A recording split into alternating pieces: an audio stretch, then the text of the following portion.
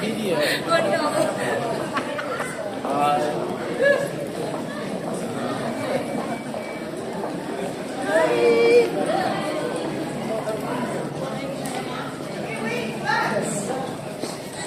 hello.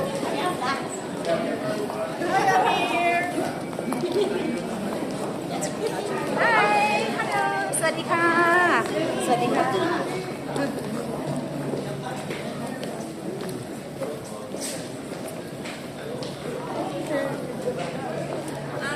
I'm over getting photos.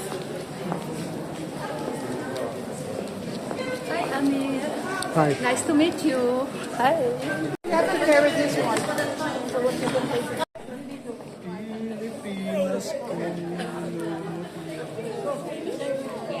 hugot ng luha at pranitan.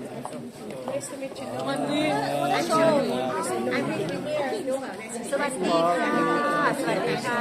afternoon, everyone. Today is Women's Day. My parents for your teaching work here. Thank you. Such a kind of Welcome you all to a first-time collaboration between the United Nations Correspondents Association in Vienna and ENFiD-Austria. This month is a very special month, especially for the beautiful ladies who are here with us today. Wednesday, March 8th was the Women's Day, of course, and that's why in the margins of this beautiful event, we are organizing this panel discussion on the theme, Embracing Equity, Women's Activism and Leadership. It is a joy, it is a pleasure to welcome the United Nations Choir, who's going to make this event very special with an opening number, of course, with Maestro Sandro on the keyboard, and the members of the choir. Sandro and the choir, take it away.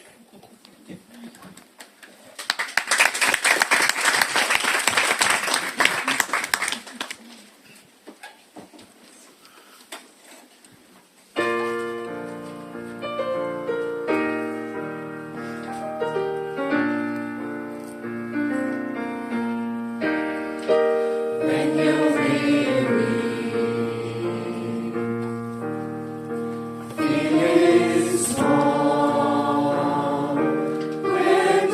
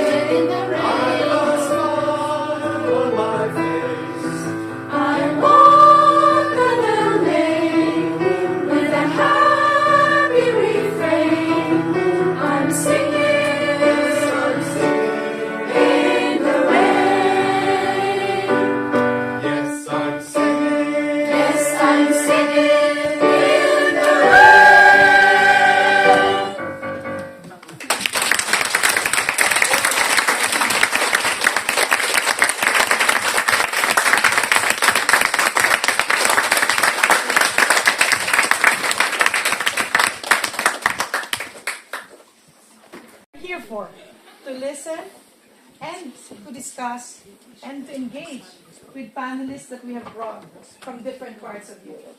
But before we start, I would like to call on the President of the United Nations Correspondents Association in Vienna, Dr. Abdallah Sharif, to give the welcome remarks. So, ladies and gentlemen, I greet you all for taking the effort to come to our event today. We are here to remember the International Women tragedy that happened many years ago in America. That was 1908, when 129 young women burned alive. So we remember them today. And I greet you all, but in particular, I would like to greet some groups with whom here in this building we have cooperated and we have done some projects. Because always we believe in doing, not to say. Because always it is easy to say, but it is difficult to do. I remember 15 years ago when we shared the African Women Organization, and its president here had this, and together we worked on a project against the FGM, female genital mutilation. And you know that around the world, 2 million women are suffering from that FGM, and the organization working very hard, and that time, together, we could do the conference here and bring the First Lady of Burkina Faso. That was a great job. It was not so easy. Going back also, working together with the UPF Women Federation, and together also we worked together a successful project where the First Lady were taking place. And that time also we worked together to bring the First Lady of the UPF here in this building. That was also a hard job. We have done it together with Peter Haider, who I am very glad today to be with us. We go back 25 years when we worked for the ladies of Darfur in rebuilding a primary school. And that time we worked together with the Women Guild. And here we have the international expert, Dr. Tijani. He is expert in economic and also for the development in Africa. That time we worked together with the Women Guild because they donated something like 10,000, and we worked together with the women of Darfur, CDA, Community for Development Association. We were proud of that.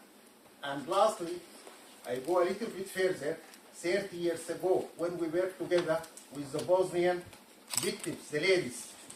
We encouraged them to come here and participate on the Human Rights Conference, just here in the Austria Centre. I think in June, we are going to celebrate the 30 years anniversary. The victims were widows and also raped women. They came here to Vienna and then in the Austria, because that time the government was newborn government. They had no ideas of conferences, so we gave them the information. And that is our role here in this building, VIC, as UNCAV. We have a lot of information. We are standing in a mountain of information. The question, what are we going to do with this information if we don't use it to help other people in the development, and especially the women? So that time we are very proud with the Bosnian women. We raised the flag of Bosnia here in Austria Center, and that was the first time the flag of Bosnia to be raised outside. Anyhow, I finish here, but before I sit down, I would like to thank the organizers in generally, and especially Maricel. She has done grateful job, and I'm sure couldn't sleep in the last 7 days. So I'm very, very thankful to her. And now maybe I sit down to give the microphone to other people. Thank you for listening. Thank you so much. Thank you. He wanted to give the microphone to somebody. Unfortunately, the technician that I paid $1,500. Yes, it sounds like. This is okay. Can we test it? Yes? Yes, Is yes. it already working? Oh my God. Oh. Thank you so much. It's great to have military people in the house. It works. Anyway, we're on. Okay? So, ground rules, please switch on your phone later. Take photos as much as you can. Share on social media, whatever platforms you have. Looking at your faces, I can see that it's going to be a really interesting conversation, and that's what it's going to be. So let's not fight over time to talk, okay? We minimize the time, okay? We give signals. If you want to contribute something, please bear in mind, we reserved the room until 4. And we have a party tonight at 6, so we have to rush out, but we don't want to contain the excitement, okay? It's women, women power, women empowering women, and men supporting us, like always, okay? So, we start off. We have given Abdallah the chance to welcome us. We are now going into the panel discussion. Today is a 2-segment program. First part is panel discussion, and then we have the Q&A. Q&A is part of that, and then a dialogue to Diaspora. But of course, before any panel discussion, we want to hear from the keynote speakers. So here in this room are 3 powerful women, right? They don't seem to agree. No, they are. I know them, and I know what they do in the community, especially in the international community. So we'll be listening to the keynote speeches of 3 amazing women. We start off with Ms. Renate Amesbauer, who's the president of the Women's Federation for World Peace. Renate, the mic is yours.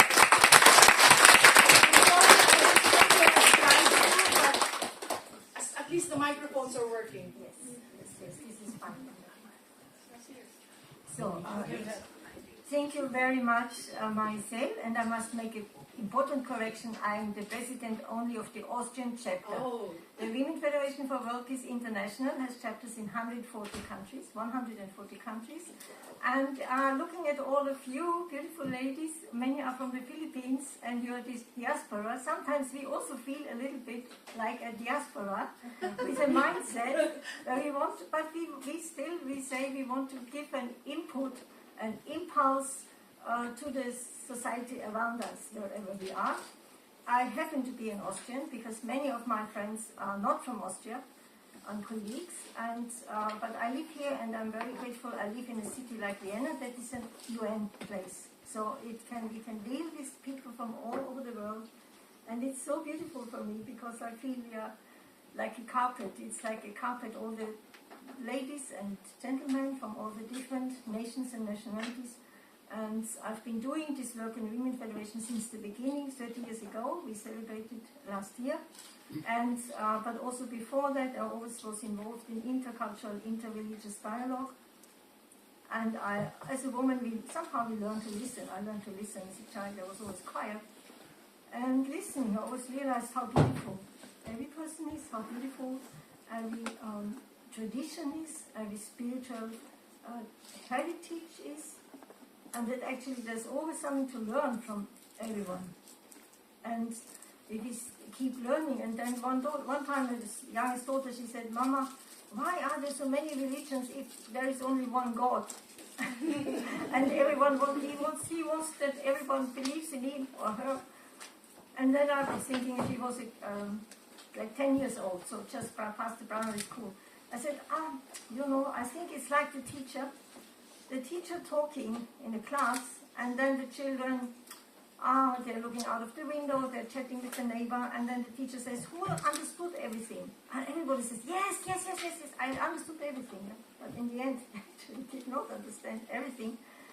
But then the teacher says, "Okay, now you talk to each other," and everyone talks and says what they understood. And I think this cultures and religion and heritage is like that. Because Heavenly Parent was not sleeping since he created humankind. So he was talking to us, but what didn't we understand? And I'm not a teenager anymore, and I feel I'm just starting to understand many things. And I realize I still want to understand much more before I leave this world. Not so soon. So as Women Federation, I'm very grateful that we are here in Austria, and this Austria is rather a peaceful place. It's not everything solved. Still, you can always look for problems, but many things are solved and we are safe. We are safe and we are safe as women. We have all the rights and we can use these possibilities. When I look outside in front of the UN, it's different. When I look at my friends over there from Afghanistan, it's different. So I'm really grateful we are here. And we are not alone. As Women Federation, we are an NGO with consultative status. We are very grateful, thanks to Japanese sisters, Japanese colleagues who went to over 160 countries to make projects, and this gave us the status. And through continuous work in all those countries, we can keep the status. It's always reviewed every 4 years. And we have friends at the UN. So we have our possibility to do side events. I made a PowerPoint, but I don't.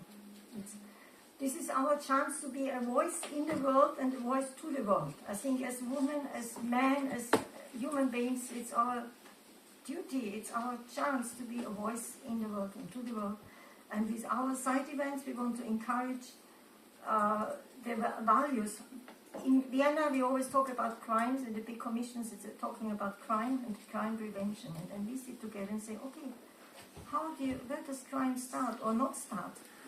If a child grows up in a family and you teach values, you teach respect, you teach love, you teach appreciation, not only respect, not only tolerance, appreciation for everyone around you, and you teach integrity and righteousness and to be honest, then this child will try to be this kind of person, and then we don't have to discuss how long we have to be the prison sentences on the other side. And we are very grateful because these side events are always accepted. So we have coming up to strengthening the young people, strengthening the family, strengthening family relationships, and it is accepted here. So we always have events with these topics. And also we have the pleasure in Austria, we have rooms we share with our dear colleagues from the Universal Peace Federation and the Family Federation in the 7th District. And so we can embrace ladies, men, families from other cultures, and we had recently many events together with the Diaspora from the Philippines.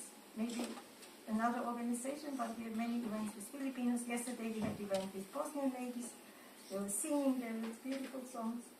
Thank you for what you shared, Mr. Sharifi. So this is our other task, and we have events with children to let children paint the beautiful world they want to live in or they experience at home in their families. Yes, so and we have one other project, this is Bridges of Peace. When there is conflicts between nations or rivalries, then come together as women, take our men, take our friends, and build bridges of peace, because I think all of us here believe that the world is a family, and I always think if nations become like the districts of Vienna, then we can solve all the problems because we can help each other and we don't have to worry, is the nation big or small. I always think, okay, the nation is small is better because we can deal with things in a different way. Yeah, many things to say, and also I look at my friend Veronica, she sits here. She always sending me nice pictures, and recently she sent me a picture of a tree. And we always admire the top of any plants, flowers, trees, bushes. Now the spring is coming, everything blooming again. But let's not forget the tree has roots and the plant has roots. Even through the winter we don't see the top, but in the bottom there's the roots. So we always go back to our roots and cherish our roots and strengthen our roots, and then we can every again come up with our beautiful flowers, colorful as we are also here together. Thank you very much. It's not very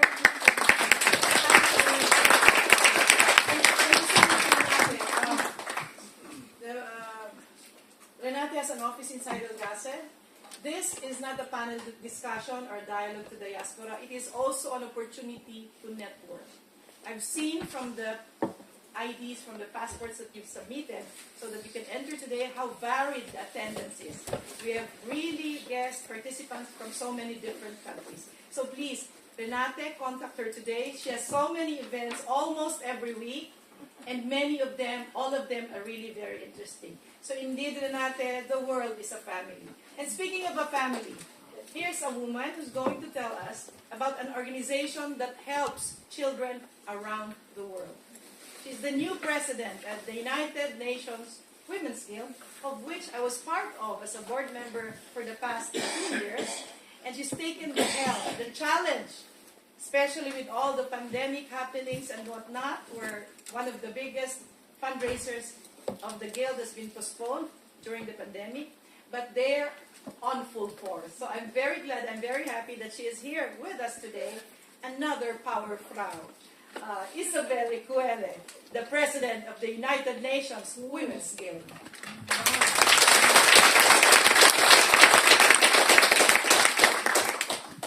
May I sit? Yes. Thank you, Marizelle. It was a bit hard for me to be here today because I had to cancel something because I'm a woman. It was more important to express myself. It was an occasion and I said I have to take it. So thank you, and I'm so happy to see many people attending. So after the COVID, people are coming out again. So I will go on a serious note, more serious note. I don't have jokes, so I have to read this and to make it a little bit more clear. So the theme this year is a very interesting theme, and for me it is equity. It's talking about also our activism, our leadership as women that went through the right years and something positive came out. So for me today on this International Women's Day, conversation around gender equity in my understanding was to promote understanding and action that ensure women are accorded the resources and support they require to participate fully in the society, to exercise their rights and freedoms, and to take advantage of opportunities that should be equal, open, and accessible to all women. So as a woman, I'm grateful to be part of this conversation today, and that I get to play an active role in raising my voice to change and working to promote gender equality and equity for all women, and participating in making women's activism and leadership becoming an everyday reality for everyone and more voice arising. So I really hope this International Women's Day 2023 theme, Embrace Equity, will resonate in the universe and in every single year and start effectively doing exactly what it is meant to do, and that is to open discussion about gender equality and gender equity, how to differ, and why we need both, because equality and equity, we need both, not only equity. So women activism must stick into constantly challenging the gender social barriers that limits women's rights, our freedoms, participation, and opportunities to take the lead. So what a pity for me that in 2023 we are still having women fighting for basic rights, like in Africa, in Iran, in Afghanistan, and in so many other and even mentally and socially more developed countries. Can someone explain to me why a no from a woman to humiliation to raping to oppression and so many other abominations have always been as it has always been considered disrespectful, lack of education, insult, affront, anything negative, any negative word you want to. So in the late 1980s, the U.S. civil rights activist and critical race theorist Professor Kimberly Crenshaw highlighted that how different axes of power and oppression, such as colonization, racism, sexism, and homophobia intersect and disproportionately impact the disadvantage, marginalization, and oppression experienced by particular groups of people, notably women of colors. In intersectional scholarship has since flourished, and its contribution helps to understand that while gender equality is critical to the promotion of women's rights more broadly, equality alone will not benefit all women. Another area I would like to highlight is the relationship amongst we women, not only with men and women, but we women. So we are all already facing the same discrimination problem, and adding another coat by developing, I will say, rejection toward other women because of their skin color, society level, marital status, are they mother or not. It's not helping us at all. We should just stop it.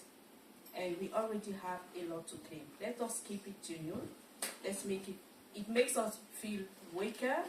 And the devil is next in, because as a Christian, I will always see the bad as a devil. So, gender equity therefore acknowledges that different women experience different life circumstances, and so requires resources and opportunities shaped to their specific needs and circumstances. For example, women with disabilities may require services, resources, and support tailored to their individual needs in order to participate more in employment, to live independently, or to be safe from violence by accessing women refuge, or that is disability inclusive and accessible.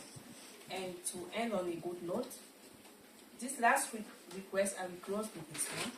I would like to give a big thank to Austria government who has facilitated in various life areas access to disabled, elderly, and pregnant women. Thank you.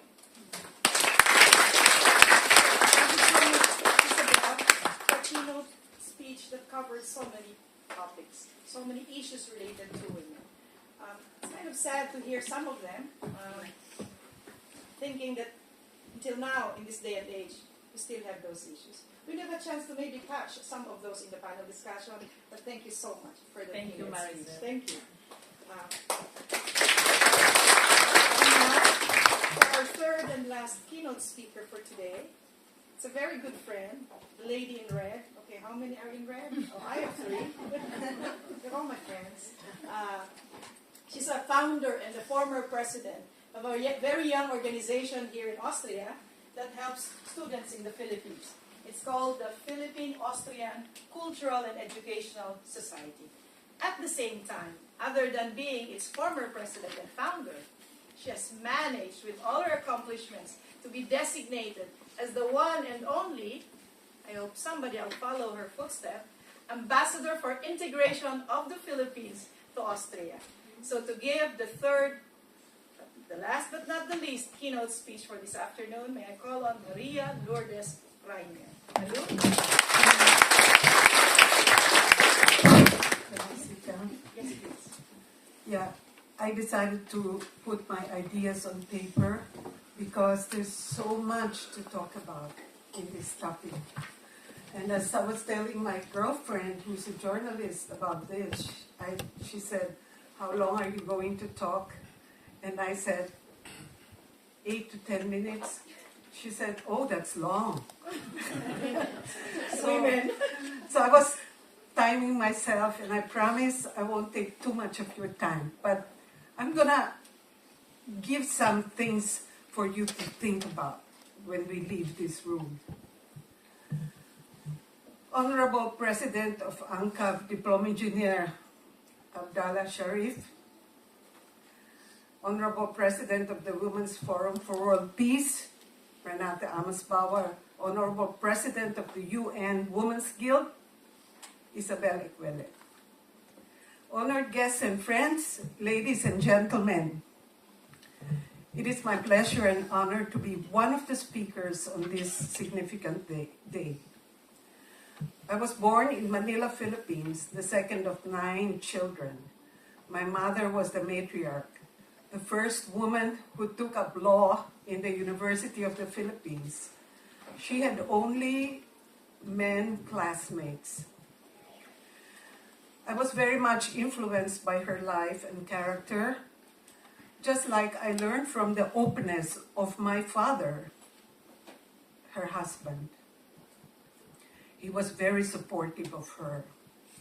I came to Austria in 1975 from Chicago, where I had intended to take up my master's course in education. Through marriage with an Austrian, I came to this country. I was given this theme, embracing equity. Let's put it straight. Equity means recognizing that we do not all start from the same place, and do we all have the same talents nor opportunities. We have to make adjustments to these imbalances. I remember in the 1990s when we founded an organization of women to help Filipino migrants here in Austria. We were networked with a European organization which had already started its work to improve conditions of Filipino migrants in Europe. At that time, we didn't use the word equity. We used the words equality and emancipation. Equity was not known. At that time, we focused our work and vision towards the detection and protection of women against domestic violence, as well as upliftment of the employees when working for non-Filipino employers. At that time, the condition of Filipino women was on its low due to poverty and the need to venture to unknown cultures and countries abroad to earn money, which would then be sent to the Philippines to support their families. This is a familiar story, isn't it? Work hours were unregulated and conditions were miserable. Of course, without their passports, which were kept by their employers, they couldn't do anything, and that was our duty to help them get out of that vicious circle. Since then, much has changed. In democratic countries, societies, laws have been and are being established to regulate fairness in the workplace, in salaries, in number of women compared to men for the same amount and kind of work or jobs. I have observed that not only has this benefited families in terms of better child support and education, but also has uplifted this consciousness of women and men in terms of ambition and desire for achievement. Men have become aware of the role that women play in society. For the youth, the so-called boys or men that have been traditionally given to men or boys are now open for women. In society, women have been allowed to excel in many professions. Admittedly, there are downside aspects, but the truth is, in the long run, I'm of the opinion that the advantages outweigh the disadvantages. Embracing equity is not fighting the opposite sexes, nor the LGBTQ, the distinct groups within the gay culture. It's providing opportunities for all, like you had mentioned, Ms. Equelle. This is an imperfect world, we know that. But this should not deter us from the pursuance of justice and fairness. On the contrary, it must be worked for. I'm optimistic that society is being transformed through the constant work and influence both from social media, television, educational institutes, and people like you and your campaigns. Work is continuing and will continue for as long as there are persons who have the vision to uplift the status of women and as long as injustice exists. Now, I don't want to bore you, so I will talk about my role as honorary integration ambassador. I network with many men and women, mostly with migrants. The importance of discussions, exchange of ideas, education by means of seminars, support of government by means of subsidies for lectures, language courses cannot be overestimated. Men are indispensable in our work. I always say I'm a feminist, but I love men. They have tremendous influence in forming the perception of fairness and justice in society, starting from within their families. Whenever and wherever women are downtrodden, the reversal of culture towards the direction of a primitive society happens. This was mentioned by our keynote speakers before me. There is still much to be done. Nowadays, it's still the women who do unpaid work. They're the ones who slide into poverty after a divorce or separation. They are those who suffer the stress of combining household and career.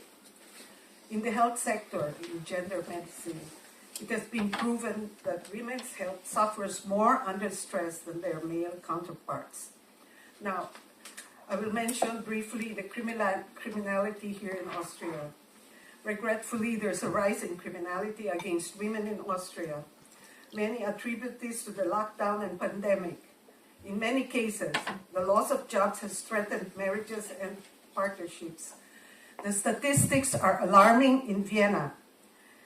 Vienna has been named consecutively for the last 9 years as the best place in the world to live in.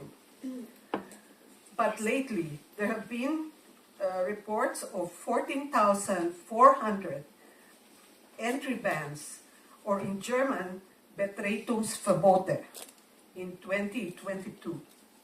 A Betretungsverbote is a restraining order which prohibits entry for premises in cases of domestic violence that has been inflicted or would be inflicted if a man were allowed to enter the domicile. Yeah, it has been scientifically proven that domestic violence is a result of the inability to cope with certain situations that threaten the status quo of dominance or one's beliefs. As you notice, I'm getting tired just talking about it. It's so common, but nothing seems to be done about it. We must not forget these women, though. Clearly, there's a long way to go. I'm going to cut short and jump. In some countries, women are not allowed to work outside their homes or pursue their profession. It is difficult to imagine living under this kind of oppression. But millions of women are still forced to live and exist under reprisal regimes like our president of UNCAV has mentioned. There are women who are raped, who are kidnapped,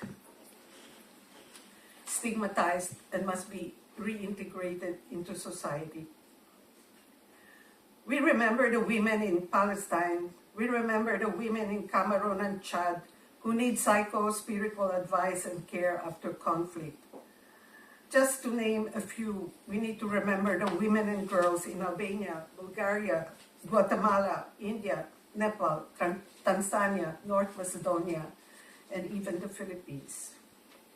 What can I offer and suggest as a solution?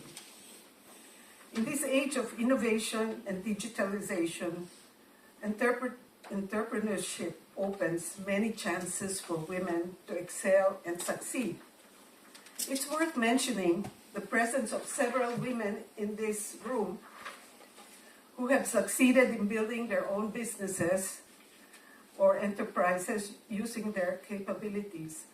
I admire these women greatly.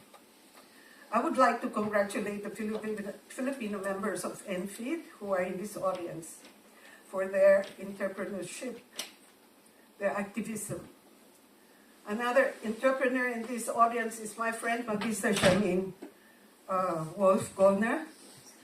Please rise to be recognized.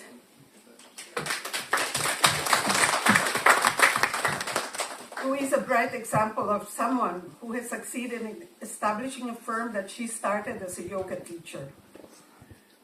Despite her struggles and care for her handicapped child who had a grievous heart condition as a baby, she succeeded in establishing a business and career.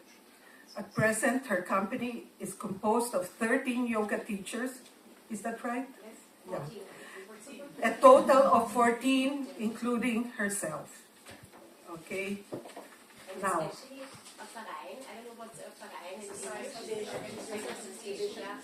And now we have projects from the ministry, from the sport ministry, where yoga is really integrated in schools, kindergarten, so Yeah. that they already learn yoga And that has been, I've watched that, your progress. That's been due to your hard work and always campaigning for your company and for, And it's a way to peace.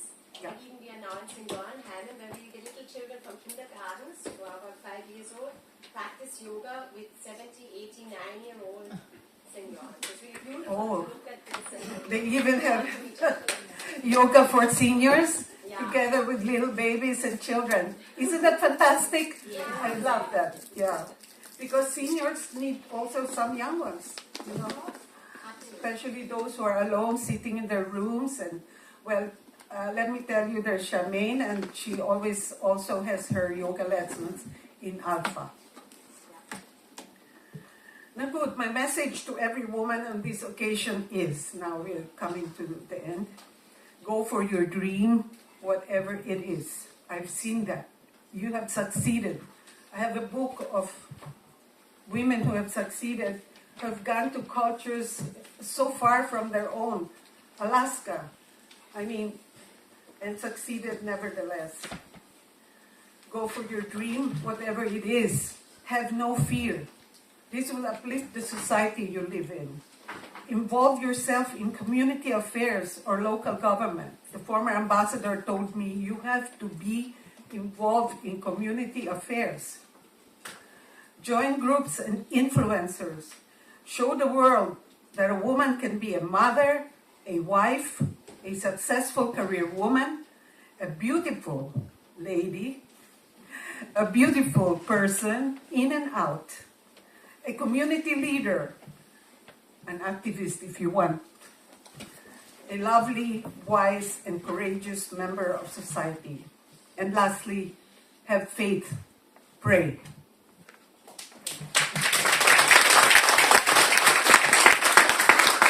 Thank you so much, Malu. I've only touched, the tip of the iceberg. It is up to us to continue the work that has been started in the late 19th century by the first women suffragettes who have fought for many liberties that we are now enjoying. I thank Maricel Rojas and the organizers for inviting me and for the listeners who listened to my talk today. Thank you so much, Malu. I'm sorry that I rudely interrupted, unintentionally. It's because when you said, go for your dreams, I felt like running out there and going for my dreams. I know you presented a lot of disheartening statistics, but it's the reality. But you also presented us with some tips and some ideas and a success story in the person of your friend. So I hope that as one of the takeaways that we will get from this discussions that we're having, that we have been inspired, but what was shared by our keynote speakers. Now there's a chance for you to use your microphones. We're going to move into the panel discussion. We have with us, just by chance or predestination or blessing, I don't know what to call it. I was supposed to moderate, to be the MC, to run around and take care of the microphones, maybe to clean up after we leave. But that's not going to happen because we have somebody who arrived straight from the Philippines yesterday. She's even celebrating her birthday today. Happy birthday. Happy birthday. And she's going to be the moderator for the panel discussion, which we say is on the theme, Embracing Equity, Women, Activism and Leadership. I keep hearing the word equity and equality. I always have to remind myself about the difference in very practical terms. When I come into this room and look at all of you, I would say I want to exercise equality and give you all, a gift, the same kind of pair of shoes. For me, that's equality. But if I want to be equitable, I come in here, I want to give you pairs of shoes, I'd have to ask you, what's your shoe size? Do you want stiletto or do you want boots? So keep that in mind. If you're sometimes at the point where you say, what is really the difference for me when it comes to the words equality and equity? So now we move on to the panel discussion. I would like to take Catherine Tanilla, straight from the Philippines, to take over and moderate the panel discussion with guest speakers. We are very lucky from different parts of Europe. Of course, we have Miss Demi Koch from Switzerland. Come on, raise your hands and your hat. Next, of course, is Fosgard. It's not a panelist. No.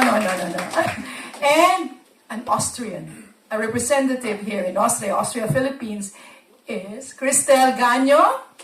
Very ably supported her by her parents over there. Okay, so Catherine, the stage is yours. Thank you, Marizelle, and thank you for the opportunity. I don't know if it was, as she said, a coincidence. I won't call it a coincidence, actually. I think it's fate that I'm here today, moderating this event, very special event, especially for us women. So before we start with the panel discussion, of course, we have the panelists, and I would like to introduce the panelists to you. So starting from my right, Cristel Joy Lambino Gagno. She's just 28 years old, so young. It's not because we're Asians that she looks young, but she's really young. Filipino-Austrian and an Ilocano. So Ilocano is Ilocos is a region in the Philippines, and she's from there. She's a founder of Ligaya Apparel. It's a Filipino clothing brand which has presences in Austria, Germany, Switzerland, and Italy. She's the marketing manager at Dell Technologies, Austria and Switzerland. She's a board member of Women in Action Austria, an employee resource group of Dell Technologies to foster gender equality in technology, philanthropy of charities, career development of women. She also worked in Germany, the Philippines, Denmark, Casablanca, and Croatia. She's also a podcaster. Please welcome Cristel.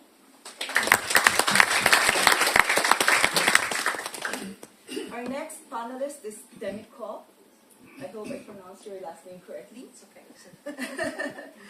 Demi is a fearless woman, mother of two, doesn't show her face, a multipreneur, an advocate of many causes, like women, decided to change her destiny with her own strength, and embark on a journey to get to where she is right now. She shares her invaluable testimony both to understand what it means to be a woman who embodies the power and the female capacity to stay afloat despite everything. As a sought-after speaker, guest author, and commentator on the subject of conscious beauty and entrepreneurship, she strongly advocates healthy beauty, inclusivity, empowerment, and social impact. Recognized and honored with awards as one of the most influential Filipinos in the world by Global FWN and as Ambassador of Peace by Universal Peace Federation UK, an NGO with general consultative status with Economic and Social Council of the United Nations, Demi uses her influence to give back. She shares her expertise in business and conscious entrepreneurship as a Forbes Business Council influencer through her articles. Demi is a member of the corporate board of the revolutionary boxing brand Sparbar. She is also a shareholder and corporate board member of Luz Vivendi, a company celebrating the finest in luxury products, services, food, and luxury experiences. She also supports various other charity organizations working to improve the lives of others, like the Voice of the Free, a hybrid organization that combines social care, social entrepreneurship, and mobilizing social movements to achieve lasting social change. The Breaking Silence Movement, a private non-profit organization that fights gender-based violence, recently welcomed Demi as a board member. She also established the Moi Fund to benefit all the non-profit organizations the Moi collaborates with, including DSM and Voice of the Free. Please welcome Demi.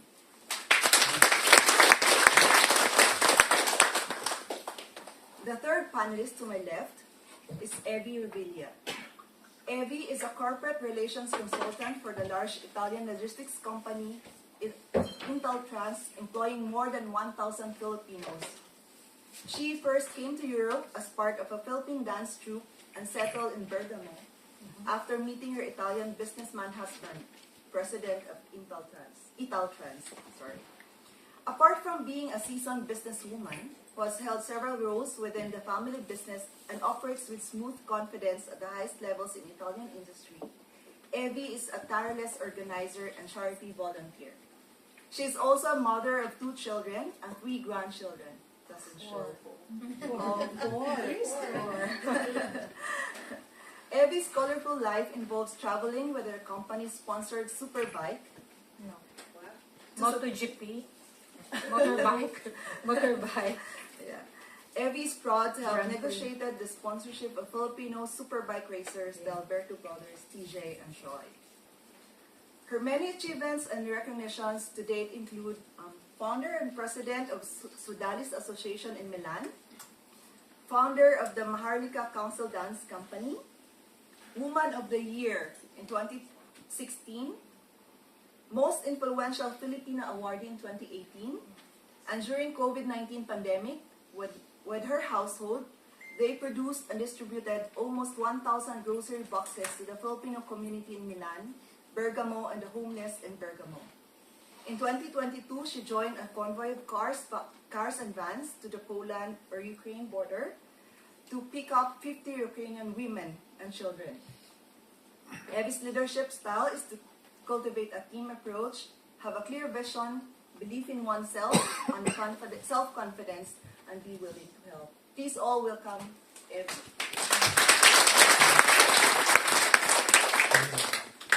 Our last but not the least panelist is Nova Foscar.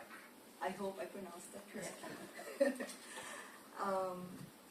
Nova was born to a fisherman father and stay-at-home mom in Zamboanga del Sur in a turbulent times. Zamboanga del Sur is in the southern part of the Philippines. But Nova showed early promise at school, winning a scholarship to university studying accountancy at the CPA Board Review Center in Manila. Nova traveled to many different countries, working as a nanny for a UK-Chinese family based in Hong Kong, before settling in South London with her Norwegian-British husband, Jean. Nova brought success to the educational enterprise they undertook together, thanks to her successful sales and marketing companies in more than 50 countries. Nova struggled to succeed and shares this success with fellow Filipinos brought recognition, and in August 2018, she was recognized by the prestigious San Francisco-based Filipino Women's Network as one of the 100 most influential Filipinos in the world. Other recognitions and achievements to date include being an ex-treasurer of Filipino Women's Association in London, Lincapil Award from Philippine President Gloria Macapagal Arroyo in 2009, Outstanding Filipina European Entrepreneur of the Year, and recently being accepted in Harvard Business School online program. Please all welcome Nova. Okay, so to start with this discussion, I would like to ask, because our topic is equity, I would like to ask, what is equity to you and why is it important? Shall I go first? Of course, I must. Because you know what? I've been listening to all the keynote speakers, and you're actually, I think all of you have highlighted what it means, equity. That's why I'm going to go straight to the point that at the end of the day, we all make an impact to each other. My actions has a ripple effect. It creates change, not just within my environment, eventually to the world. And this change that we do changes us. So it is important to remember this.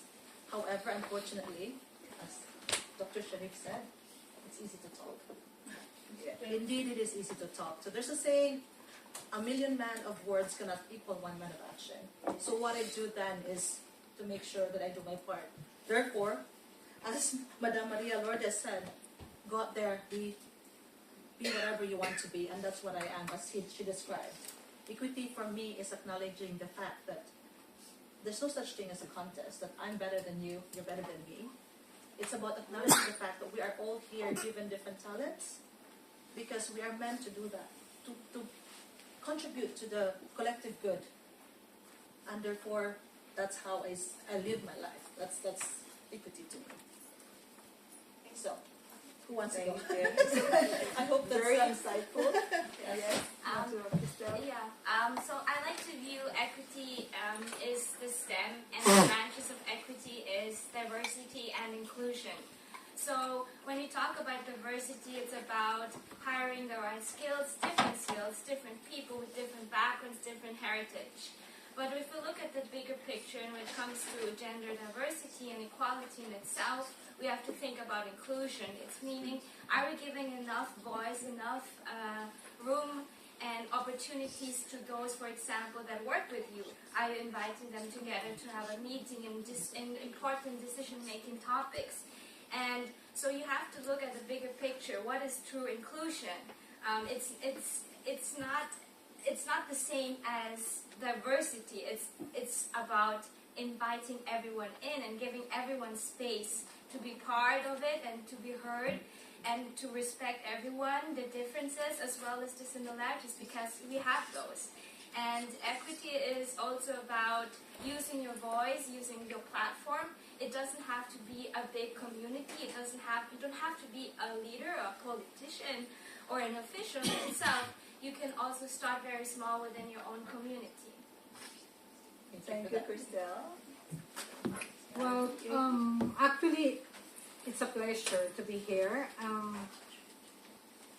It's all about equity. So equity, what can we say about equity?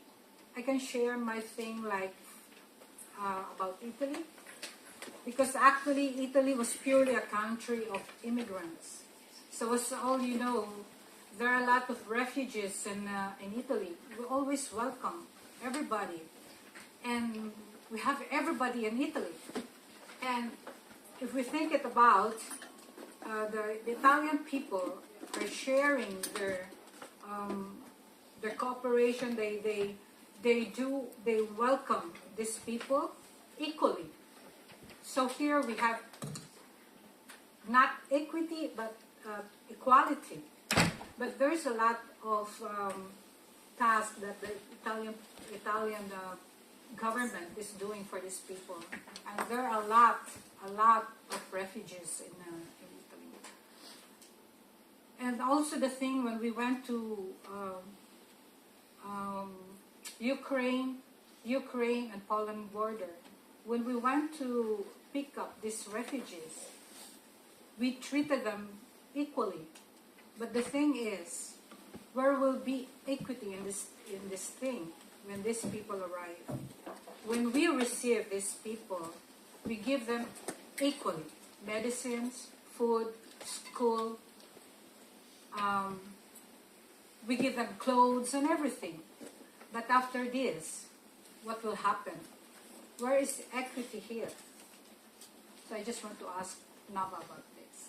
Oh, it's about, of course, you can see that the equity being, as a refugees, the Italian embracing the value of the refugees from Ukraine, how hard, you have the empathy. I think that is the value of equity.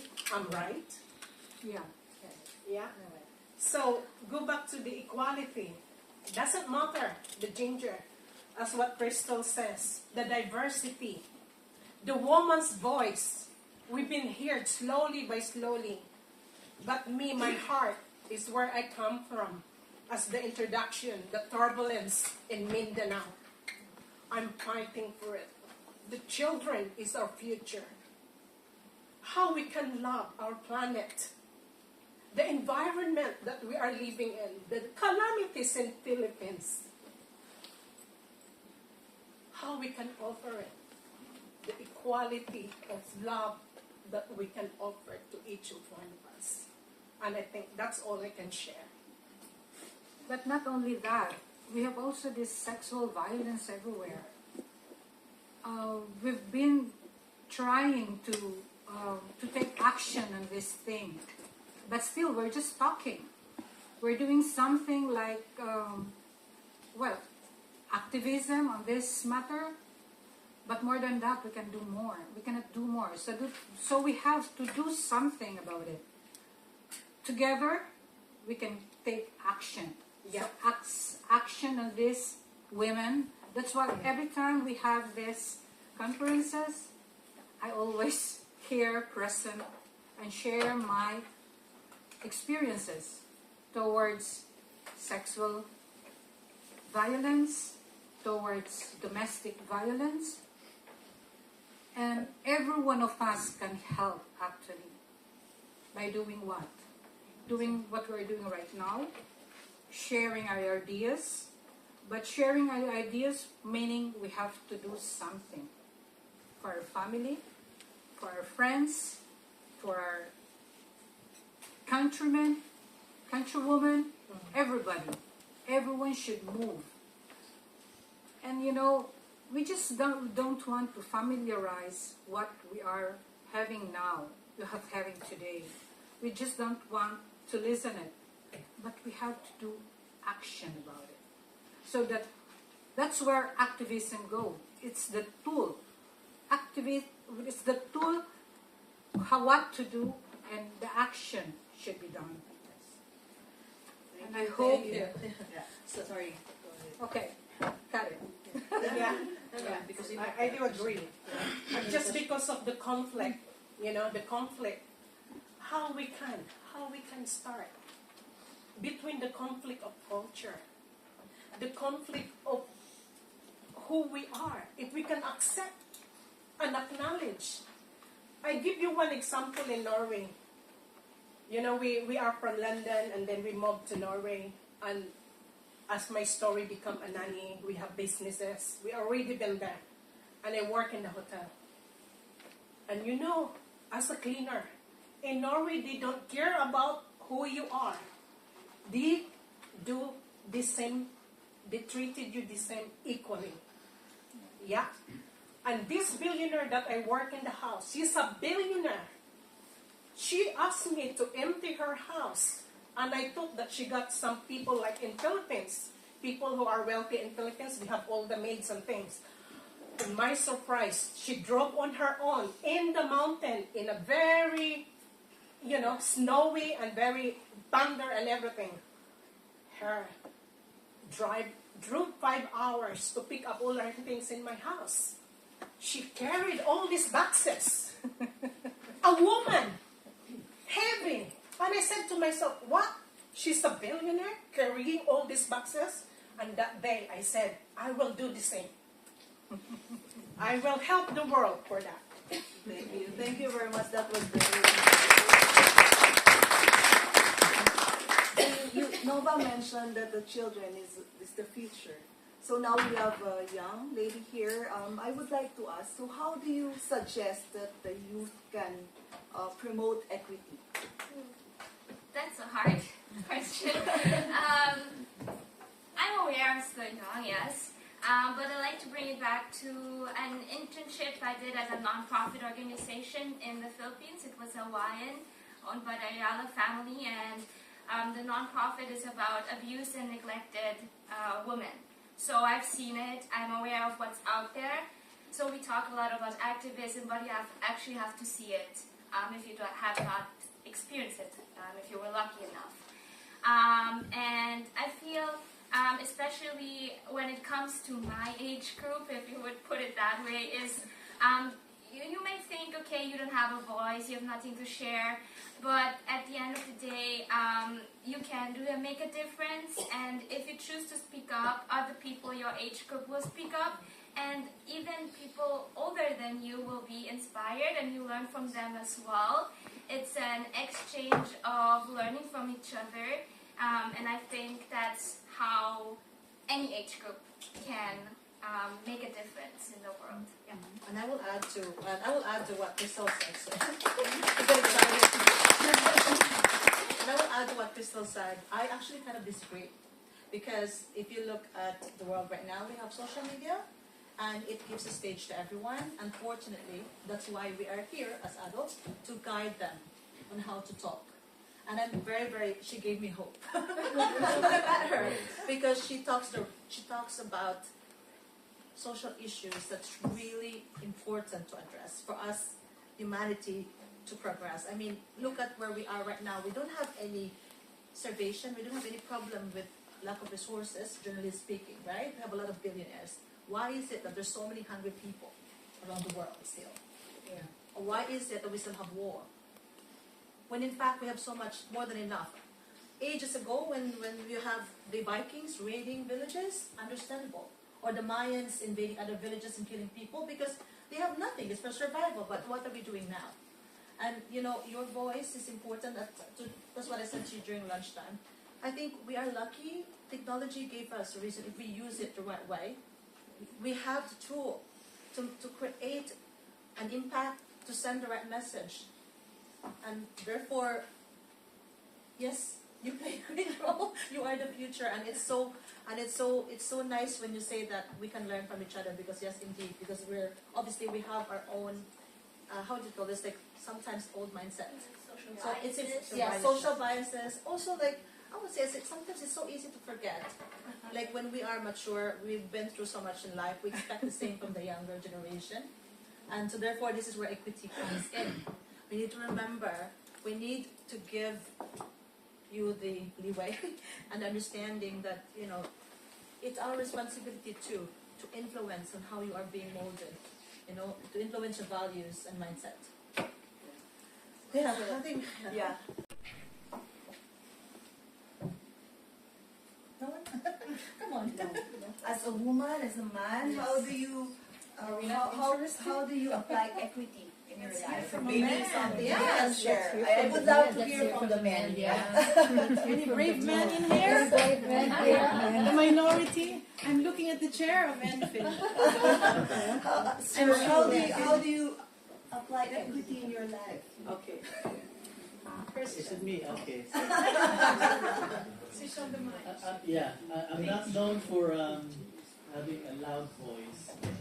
I need technology for this. I can, at some point in our lives, have become diaspora. So I think in my experience, as I've lived in the United Kingdom, and I'm very fortunate to be in one of the best jobs there is in the UK, and as an immigrant. So I think, so equity is, I have to agree with our panelists and our speakers as well, that it is a challenge, you know. It's easy for all of us to be saying that, you know, we do this, we do that, yeah, but it's actually one of the main reasons is historically, I think women and also immigrants or minority like myself, it is deeply rooted in the history, you know. So example like people who've invaded countries in the past, and then like I'll give you an example in the Philippines, you know. So we see foreign as like somebody who's superior, and unfortunately that has been deeply ingrained in our mindset. So say women, so for us, if we see women as like the same color as us, we think that she is inferior. So we do have some like example products in the Philippines where it's for whitening, because for us, white or fairer color is more superior and more beautiful. And I think I would agree with I forgot your name. Sorry, Miss Ko, that you know is a conscious bias in the Philippines. You know, so we have this. Although we recognize that we need to be equal, we need to have this understanding of the equity and equality, but sometimes we do in ourselves that, okay, I would prefer this lady because she looks nicer, but why? Because she's a lot fairer, she's more European.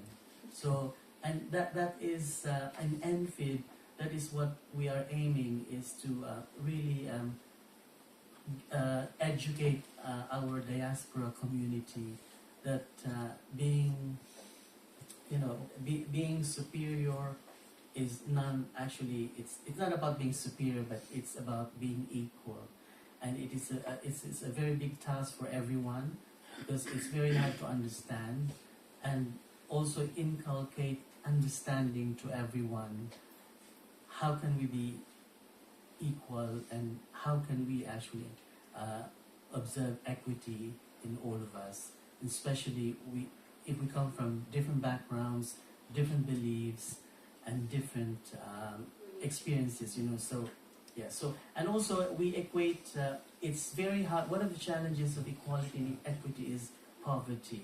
So it's easy for us to be saying that, oh, we have to be, we have to be treating equally people.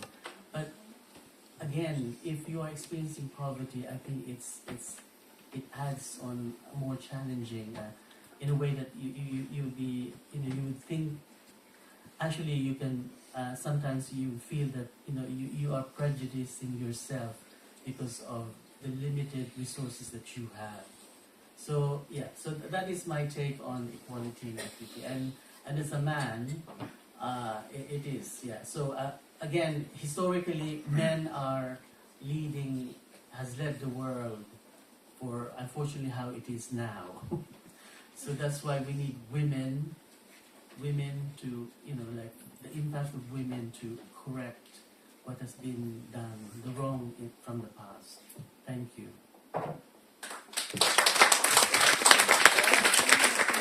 Someone is raising her. We need everyone to speak up.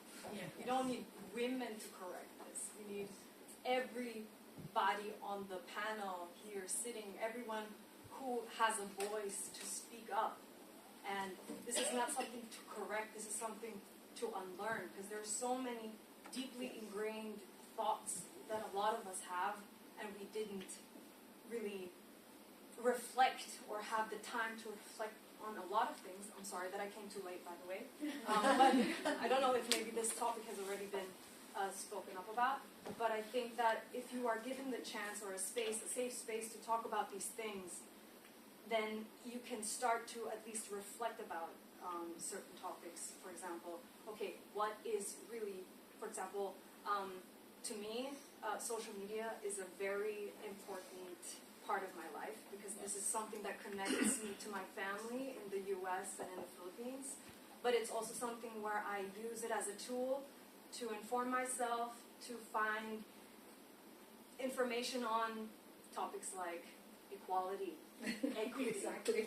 And the thing is, you have social media, you have the internet, you have all these technologies that are advanced, but you need these discussions and topics in rooms, not only here, but also at home. Yes. You need them in schools, you need them everywhere, and actually anywhere. So it's not something that we can correct as a society, and it's also not the responsibility of a woman. It's actually the responsibility of everyone. Yes. So I think this is something that's very emotional to me. And so but thank you. Self-care is important. Self-care can mean anything, but basically make sure you make time to look after you, make your well-being, your mental health. This is what I advocate for my brand, and because the beauty industry, I am in the beauty industry, by the way, it's not what everybody thinks. Oh, it's vain. No, it's not. Self-care, it becomes vain when you misuse it. It's like anything in this world, right? Yeah. Who wants to be ugly here? No one. Right? No one wants to be ugly. But when I say that, though, when I say beauty, beauty is not just the physical look, per se. It's how you are as a person. There's beauty in our interaction. Like today, it's so beautiful. How we share our thoughts, right? Our care for each other, understanding that we're all in it together. Accepting the differences, seeing beauty in the differences. So, yes.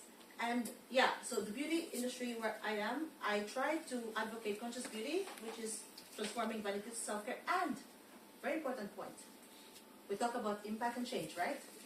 Creating awareness about purchasing power, conscious consumption. Where you put your money is where you create an immediate visible impact. We need to think, this is something that we all forget. We all take it for granted. We need to be conscious. Where do I put my money? Where you put your money is where you support the companies that can exist, that will rule this world, right? And then we go back to the next one, which is conscious entrepreneurship. This is the business part where I write about. I try to encourage other companies to allocate. If they can allocate $1 to marketing or whatever, they can allocate $1 to support a cause near to their heart. It can be any cause. And therefore, right now, I'm out there, I'm in Forbes, I write, and I speak. Actually, I'm very bad at speaking. But, I have to go out there. How can we create change? Aside from doing something behind the scene, you need to go up front. And Renata, I must say, I don't feel guilty anymore. I was supposed to speak at the UPF event in London yesterday. It's my third year. And I came here. Yes, because I, as mentioned, I don't know if you got that part, I am part of the Peace Council against gender-based violence. So yes, and yes, indeed, it's about us. We cannot just talk and be judgy whatsoever. We think before we talk, obviously, and we make sure that we won't talk. So,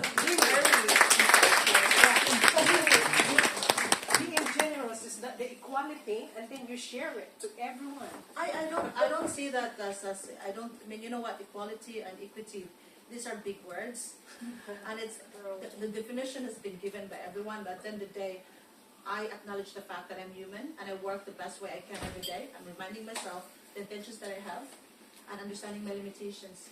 I'm trying to be open to learn every day. So yeah, it's not just about the giving; it's about giving the right way, responsibly, I would say. Thank you. Yes. I would also like to mention something. As you know, my name is Charmaine, and I really appreciate that you meant beauty, and you're in the beauty business, because for me, equity is seeing the beauty in other people. Exactly. So that's the thing where I really appreciate this kids yoga, for example, so much, because at the end they lie in Shavasana, and everybody, they have to have certain questions, and sometimes they're thinking about what do I love at this person on the right of my side, or nice. what do I appreciate, that they learn really, and they really become aware.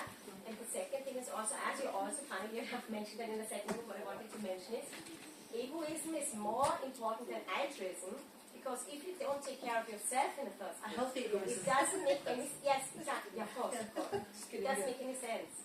So becoming aware what makes you happy, which is actually the basic question in life, and which is so hard. Yes. And this is basically what God, you don't even have to believe in whatever God. The higher being. For me, and I'm a yogi, but I'm very conservative. Basically, I believe in God. I'm a Christian. I'm practicing this religion.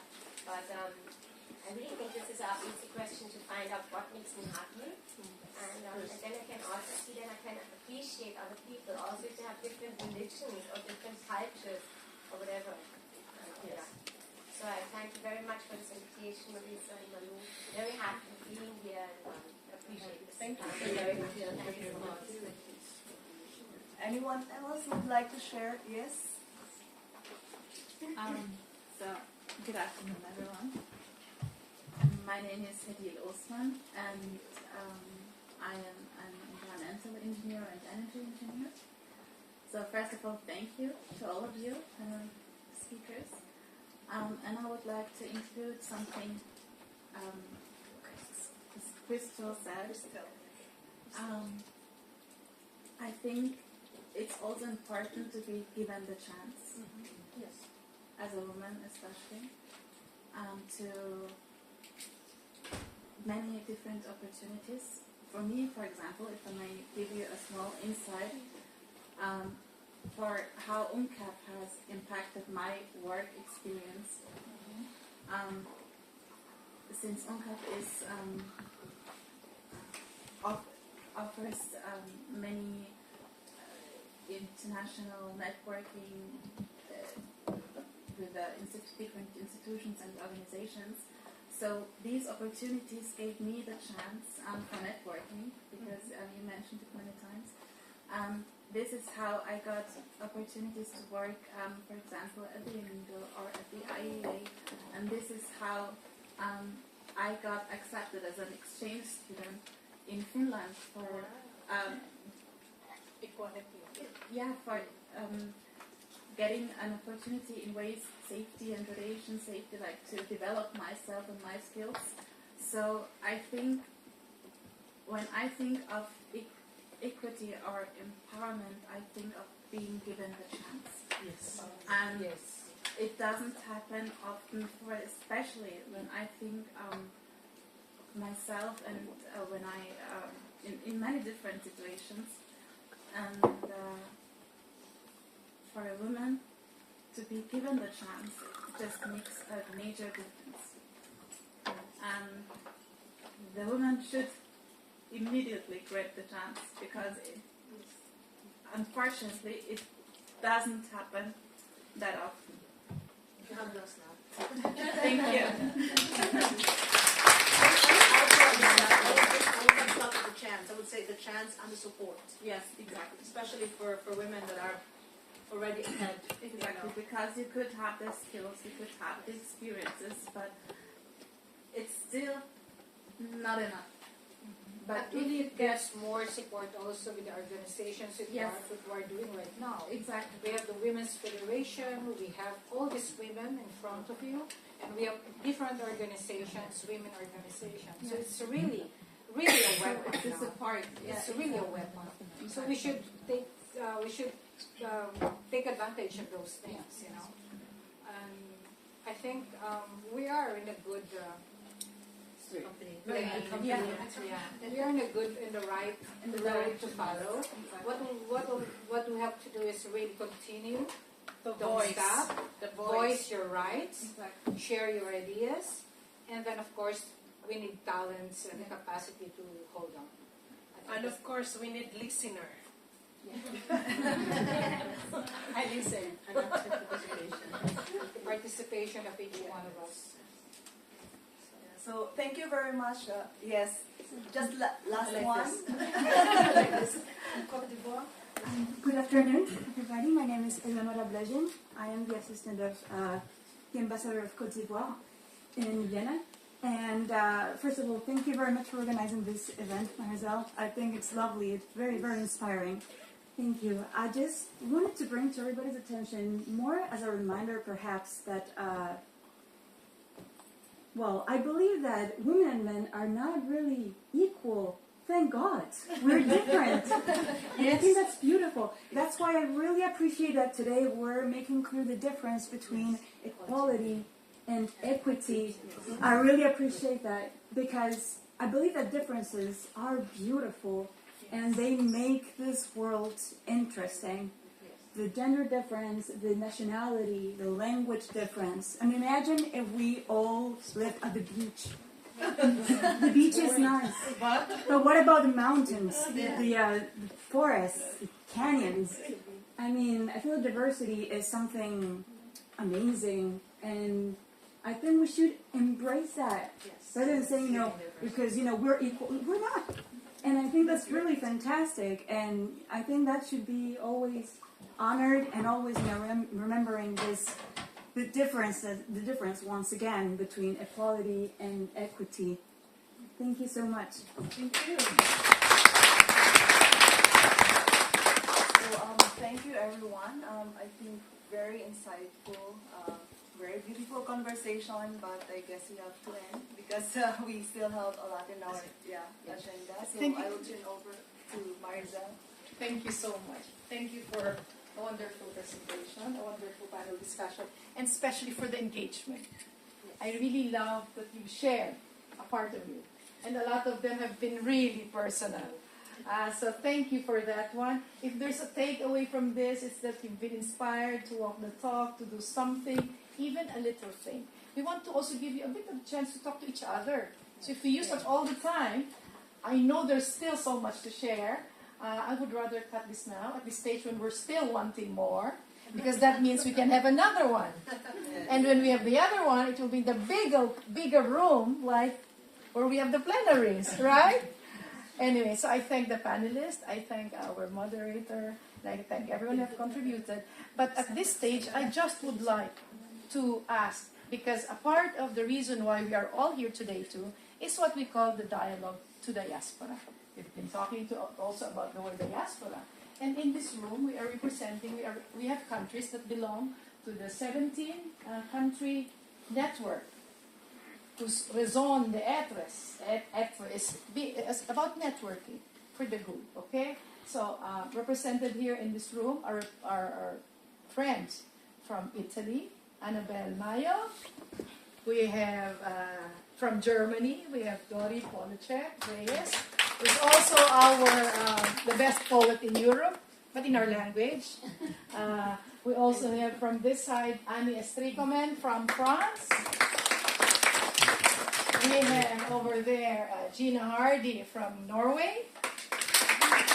And my friends from the Austrian counterpart, we have here Jo Marie we have Mimi, we have Nilsa, we have Dorsey, and myself. So what happens is that we work together as a network. We have a lot of advocacies. We have 4 pillars: education and learning, empowering the Euro-Filipino youth, elevating arts, culture, and sports, and embracing the environment. And to kind of report, or at least share a bit of what we have been doing since our existence started in 2012 in Rome, I would just like request Christian Estrada, our UK-ENFiD chair, and of course the overall chair of the European Network of Filipino Diaspora, could just give us a very brief peek at what we are doing, because we have a great activity coming up in Rome. And Christian, please do the honors. Again, good afternoon, everyone. And this is something, each time I'm faced with empowered women, I feel very weak. So, but it's not in a negative thing, because if I'm weak, actually, I am more inspired to do better. So, as a chairperson of ENFiD, we do a lot of dialogues, because at the moment that's the most effective way we thought that we can impact what is the Filipino all about, the Filipino diaspora. And as with everybody's knowledge is, wherever you go now in every country, there are chances that there is a Filipino. So that is, in a way, it's very good. And so wherever you go, like in a hospital, in a home, in a leisure center, in wherever, there is a Filipino. So we're focusing on this very project on how we connect the Filipinos all over Europe is through our dialogue to diaspora. So one of the, as Marisol is saying, is through our dialogues we discuss about our 4 pillars of what is our intention to the Filipinos, how do we impact their lives, and through ENFiD we actually we identify successes in each of the in every diaspora countries that we belong to.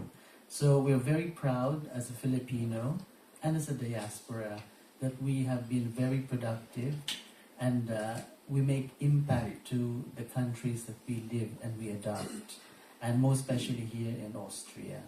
So on the 18th of March, we have a virtual annual General Assembly and conference, and this is about, our main theme is the Filipino diaspora, strong, resilient, and successful.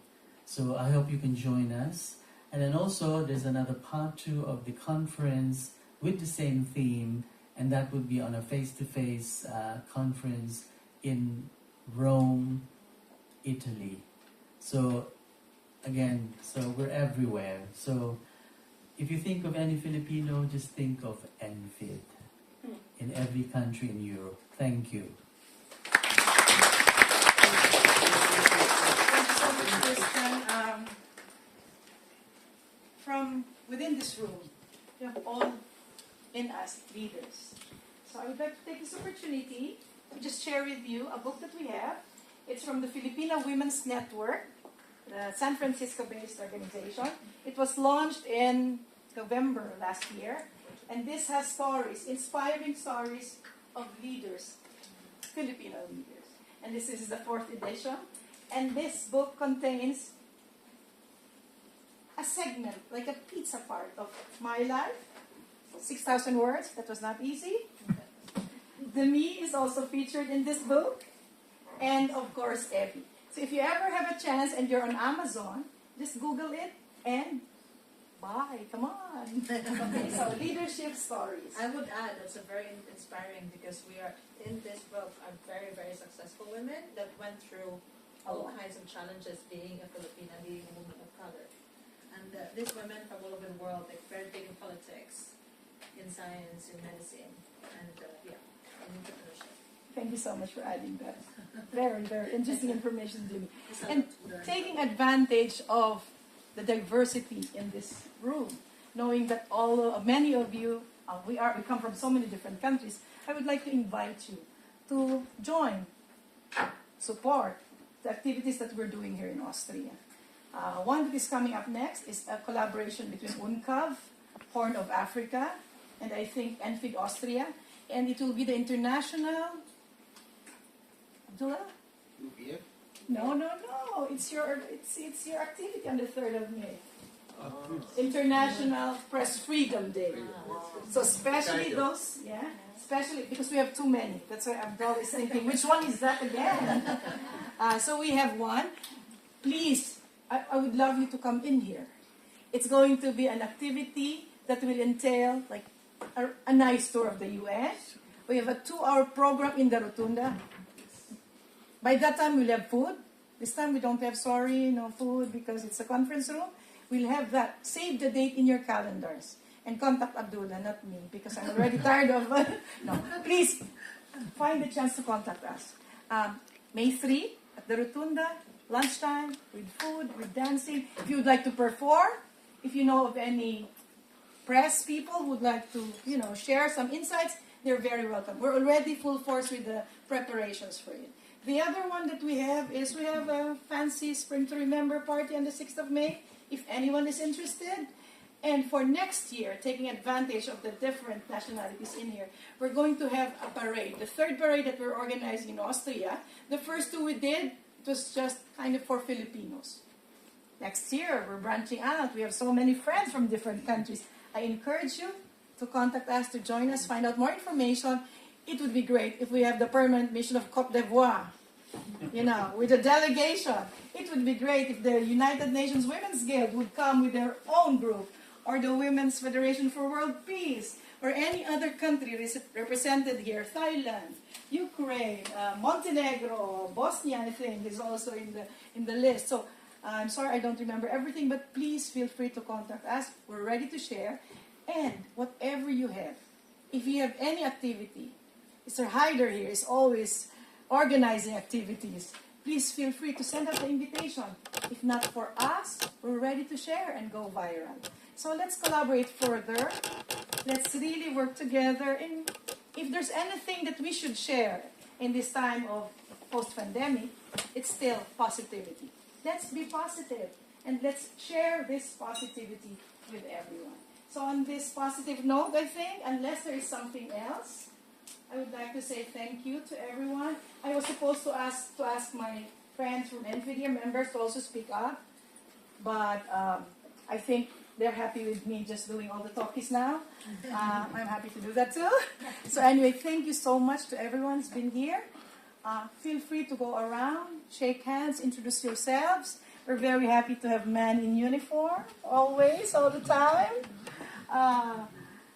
Really. Can you invite them for Sinulo? We also have, we have in Italy one of the biggest festivals in Europe.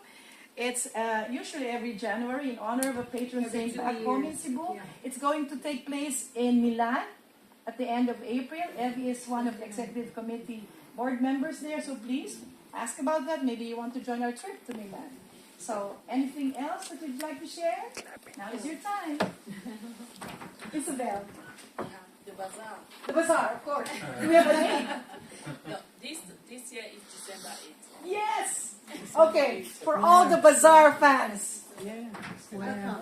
Who knows the bazaar? What's the bazaar? It's the biggest international festival bazaar in Austria. And it usually takes place at the Austria Center. We are trying to go back there. Yes. Okay. So if we do that, that's going to be a feather on your cap because it's been tough. So please, for those living in Austria, save the date. December 8th is fixed. Yes. Thanks, Isabel.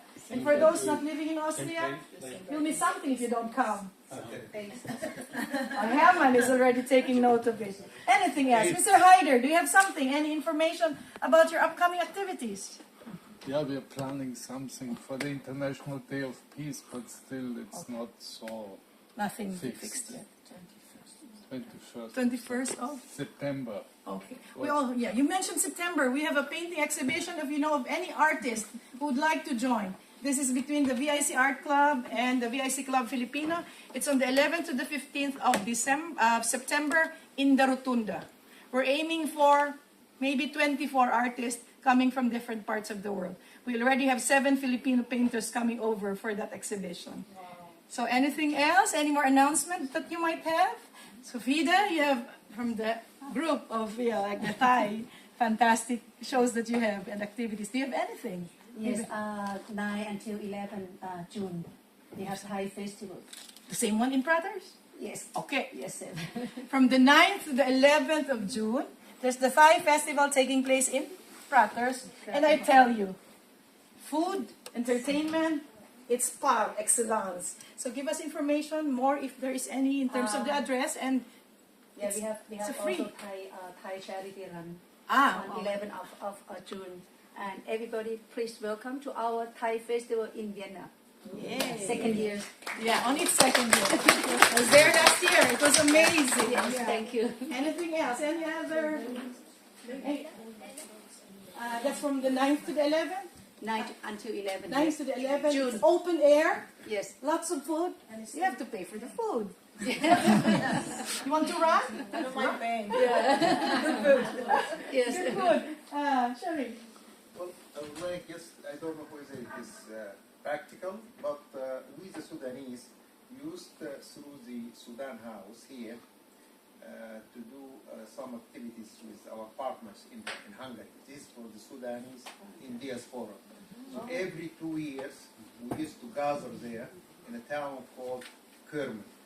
And the Bashir and Osman from Sudan House here, this is our center, and also Dr. Tigani, we used to go there. So anyone, who has interest, this will be in July. And some Austrian friends, they used also to join us. Many families go there. Because of the corona, we couldn't do it for the last 3 years. But this year we are going to do it. So if anyone has interest, he can contact, the people here and can facilitate that. Thank you. Thank you. You mentioned July. I'm known as the serial organizer with a hashtag. We have a group of pianists coming from the United States, all Chinese. They're participating in a competition, so they're coming to the VIC to perform a concert, and that's on the 19th of July. For those who are staff members and have grounds passes, please come and join us. I might be able to organize, again, grounds passes for the externals, but please, when I ask for your IDs, give them to me right away. Have it now. No, I don't give them. Don't be afraid of your... I get them, I enter in the system, I throw them away. I don't care about keeping this information. So if there's another event that you want to join us in here and you don't have grounds passes, I'd be happy to make it, again, open to external visitors. But I would really need. I was spending till midnight here in the UN, entering all your passports so that I don't make any mistakes. So it was an exercise that was very interesting. But for the next one, please, I would give a longer time before, because it's kind of challenging. So please feel free to sign up when the information comes out. Anything else? Annabelle? Can I just suggest a suggestion? Because we are the first generation, and the first generation are becoming old. No. Right? No. What's that word? I'm still young.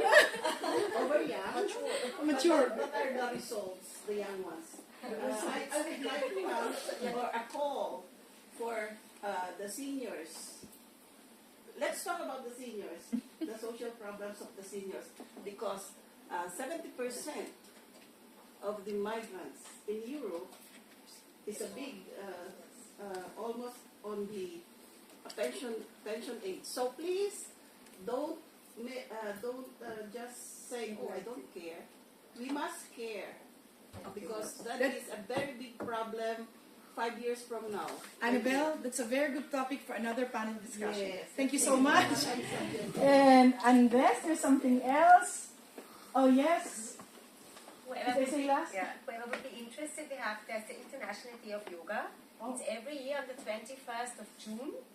And then the Indian Embassy is this who organizes a day. And sometimes it's in Shibon, last year it was in the Prater. Oh. And it's always the Sunday before or after the 21st. I can't remember now what day, exactly.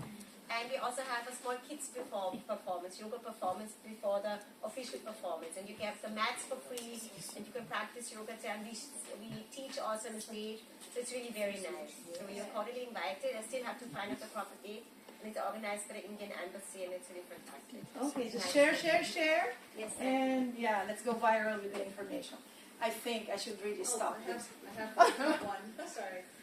In July, I believe we have not finalized the date yet. It's 15th to 18th. I sit on the board with Mandela, with Ndaba Mandela, his grandson, and we're going to celebrate the 10th year anniversary of his death in Paris. And there's going to be an exhibition game. And all the top players, including Mbappe, I don't know if I said it correctly, horrible. Yeah, he's going to be there. And you're all invited. It would be great to have you all support us. It's going to be in Paris. Somebody so 15 sponsoring? and 18. We're gonna Anybody sponsoring? Well, it's welcome, yes. But just the presence in itself would be great as well to show solidarity. It just came to me because when you talked about the Sudan, I think this is an important way for us to truly, if you want to unite, we need to show up to encourage other. Yes. You know, and you have the opportunity here to have these active leaders within different nationalities. Cross-pollination is key to collective, dramatic change, not dramatic, but active and long-lasting change. Okay, so thank you, Demi. So for the nice last finish, let's do the same thing we did at the Rotunda. We go, okay? The script stand up. Everybody, Mandy and Amir will take a video. And this is in solidarity with all the women in the world, with the support of all men in the world. So we go, embracing humanity. Happy Women's Day. I want the arms of the men. I challenge you to really go out. Okay, embracing equity, embracing humanity. Happy Women's Day. Okay, are we ready? Yes. Oh, you're not ready. Are you ready? Yes. That's a real yes. Okay, 5, 6, 7, 8. Embracing equity, embracing humanity.